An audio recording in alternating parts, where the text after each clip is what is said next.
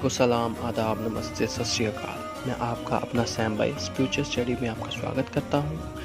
हम कुरान की आगे की तिलावत करते हैं। तिलावत के सजदों का बयान।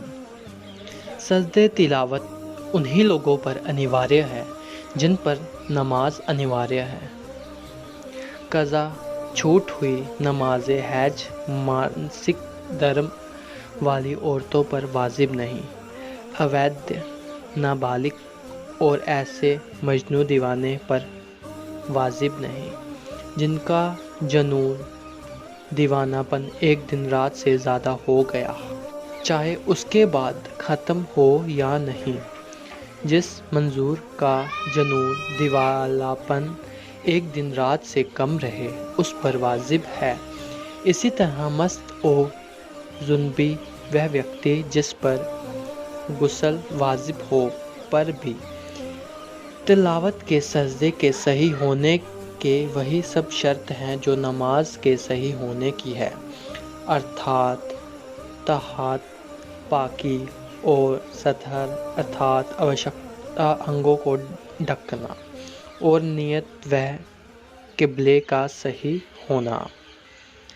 तहरीमा तकबीर इसमें शर्त नहीं है। इसकी नियत में आयत का त्यन निर्धन शर्त नहीं कि यह सजदा फला आयत के कारण से है। और यदि नमाज में सजदे की आयत पढ़ी जाए और तत्काल सजदा किया जाए तो नियत भी शर्त नहीं।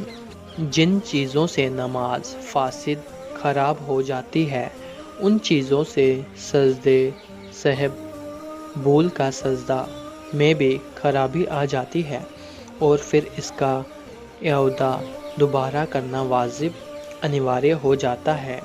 हाँ, इस कदर अंतर है कि नमाज को कहा से वज़ू टूट जाता है और इसमें कहे से वज़ू नहीं टूटता और औरत की महाजात भी यहाँ मुस्फिद रुकावट नहीं। तिलावत का सजदा यदि खारिज नमाज से बाहर में वाजिब हुआ तो बेहतर है कि वह तुरंत अदा कर ले, और यदि उस समय अदा ना करे तब भी जायज़ है मगर मरहूम है। और यदि नमाज के वाजिब हुआ तो उसका अदा करना परंतु तुरंत वाजिब अनिवार्य है, देरी की इजाज़त नहीं है। खरीजे नमाज से बाहर का सजदा नमाज में और नमाज का खारिज बाहर में बल्कि दूसरी नमाज में भी अदा नहीं किया जा सकता। कोई आदमी नमाज में सजदे की आयत पढ़े और सजदा करना भूल जाए तो इसका गुनाह उसके ज़िम्मे सर होगा, जिसकी तरबीर इलाज इसके सिवा कोई नहीं कि तौबा करे या रहमहीन रहम करने वाला अपने फजल व करम दया दृष्टि से माफ़ फरमा देगा। यदि कोई आदमी नमाज की हालत में किसी दूसरे से सजदे की आयत सुने, चाहे वह दूसरा भी नमाज में हो या ना हो, यह सजदा खारिदे नमाज से बाहर का समझा जाएगा और नमाज के अंदर वह अदा नहीं किया जाएगा, बल्कि खारिजे नमाज में यही सजदे की आयत तलावत एक ही मजलिस सभा में कई बार की जाए तो एक ही सजदा वाजिब अनिवार्य होगा। और यदि एक सजदे की आयत की तलावत की जाए फिर वही आयत अलग अलग लोगों से सुनी जाए तब भी एक ही सजदा वाजिब अनिवार्य होगा।